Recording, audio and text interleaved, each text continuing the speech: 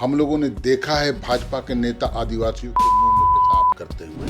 11% आबादी सरना धर्मावलंबियों की पूरे देश में, अगर उनको हक और अधिकार नहीं मिला तो आर पार की लड़ाई लड़ी जाएगी। जनता जानती है कि लोग के चक्कर में फंसेंगे तो फिर बर्बाद होंगे, इसलिए लोग के झांसे में कोई आने वाला नहीं है।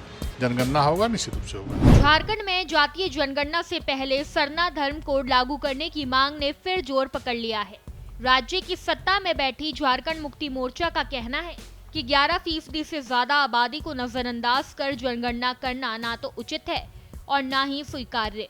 जेएमएम का दावा है कि विधानसभा से इस संबंध में प्रस्ताव पारित कर केंद्र को भेजा जा चुका है और अब बिना सहमति दिए जनगणना कराना संभव नहीं। देखिए, हम लोग को पता है, मणिपुर में हम लोगों ने इस सरकार का घिनौना चेहरा देखा है। हम लोगों ने देखा है भाजपा के नेता आदिवासियों के मुंह में पेशाब करते हुए। हमने देखा है एक लोकप्रिय आदिवासी नेता माटी का बेटा को जेल भेजते हुए बेवजह, बिना कारण के। तो हम उम्मीद कर सकते हैं कि इस तरह के तानाशाही निर्णय ये सरकार लेगी और गलती करेगी, राजनीतिक भूल होगा।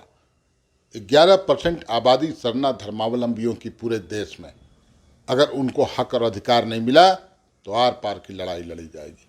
झारखंड मुक्ति मोर्चा है ना, हम लड़ाई लड़ेंगे।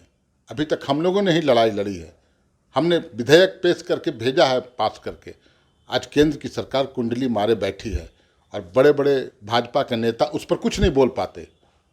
आप उनके आदिवासी नेता से ही पूछ लीजिए कि क्या सरना धर्म कोड लागू नहीं होना चाहिए, गोलमोल जवाब जिलेबी बनाने लगेंगे।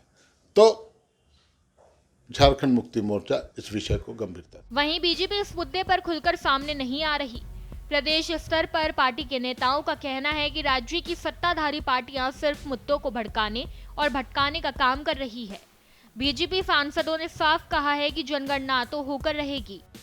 झारखंड मुक्ति बोल तो रहे हैं कि ये लोग कुछ करने वाले लोग नहीं है, सिर्फ आरोप लगाने वाले लोग हैं। अब अबुआ आवास इन लोगों ने तो बड़ी बड़ी बात ढिंडोरा पीटा था, कितना अबुआ से बन रहा था। जाकर गांव देहात में पता करिए ना, तो पूछिए लोग से कि अबुआ आवास से क्या हुआ। सरना धर्म कोड पे तो कह रहे हैं कि जातीय जनगणना पर सवाल है कि सरना धर्म कोड के बगैर जातीय जनगणना का क्या मतलब है?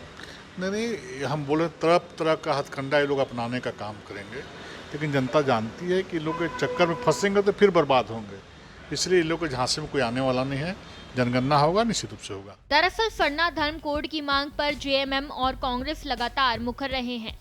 झारखंड विधानसभा से प्रस्ताव पारित कर केंद्र को भेजा भी जा चुका है। अब देखना होगा कि जातीय जनगणना से पहले सत्ताधारी दलों का ये दबाव कितना असर दिखाता है।